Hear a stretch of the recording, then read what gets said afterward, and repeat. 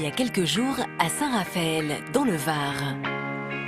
Ce matin, nous avions rendez-vous avec Rogers, le fils d'Ange.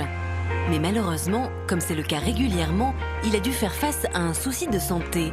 Son père se rend sur le lieu de travail de son épouse, Violette, pour lui donner des nouvelles.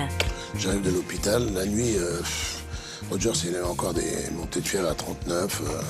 Ils envisagent de faire un examen, peut-être une échographie ou un scanner. Là, je vais aller rentrer au bureau de l'association, je vais aller téléphoner, je vais m'occuper un petit peu de faire avancer les choses. Ouais, là, tout à l'heure.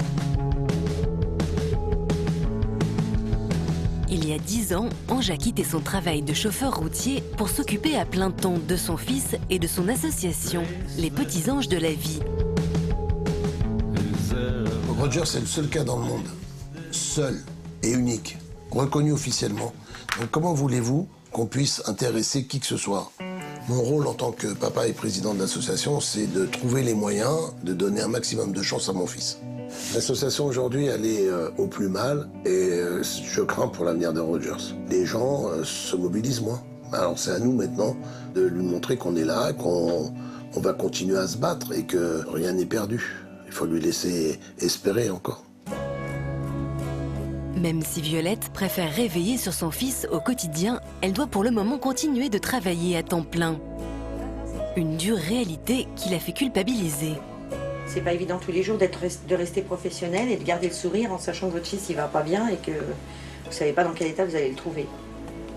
Je sais que je vais vendre mon fonds de commerce parce que j'ai failli le perdre 2 fois et je ne veux pas vivre avec des regrets. Je veux être là jusqu'au bout, c'est mon enfant. Mais c'est sûr, hein, des regrets, j'en ai tous les jours. Alors que nous étions en plein tournage, Rogers a dû être transféré en urgence de l'hôpital de Fréjus à celui de Nice. Le jeune homme de 21 ans souffre de fortes douleurs et son bilan sanguin n'est pas rassurant. Il doit passer des examens complémentaires dans ce centre spécialisé.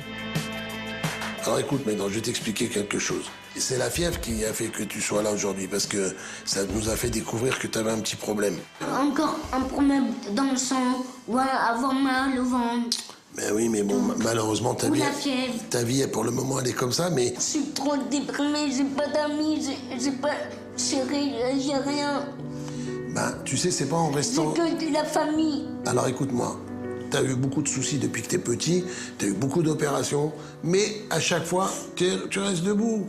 Il faut rester debout, il faut être positif. Hey, coucou Rogers. Coucou. Oh, coucou. Emmanuelle s'est déjà occupée de Rogers il y a quelques mois. Ce jour-là, elle a découvert sa maladie. Voilà, il est entre de bonnes mains. Nous, l'équipe soignante, c'est vrai qu'on a été surprise au début parce que moi, je ne connaissais pas du tout, donc je me suis un peu renseignée. C'est une très belle rencontre en tout cas. Malgré ce qu'il a, c'est vraiment un petit bonhomme plein de vie. Alors, on se retrouve encore une fois. Eh ben oui, encore une fois, hein, Angin. Mais ça nous fait plaisir quand même de vous revoir, qu'on soit en milieu hospitalier. C'est ma chouchoute. Et oui, ben nous aussi, t'es notre petit patient chouchou. Hein Ouais. Bon, je vais vaquer à mes occupations, je vous laisse et je reviens tout à l'heure. D'accord? Allez, à tout à l'heure. Merci, Emma, pardon.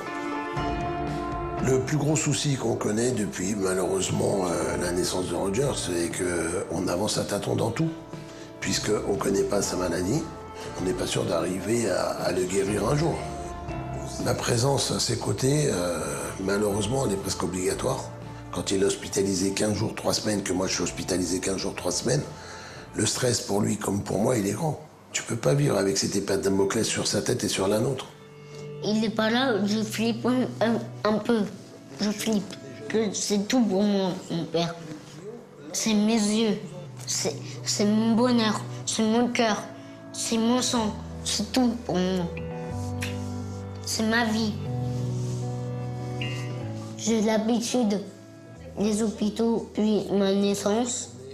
Je me dis, j'ai pas une vie comme les autres, normale. J'aimerais bien avoir me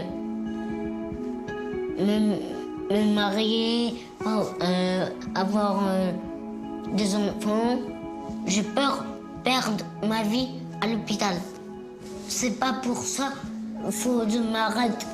Bats-toi, bats-toi, bats-toi. T'es un guerrier, t'es un soldat.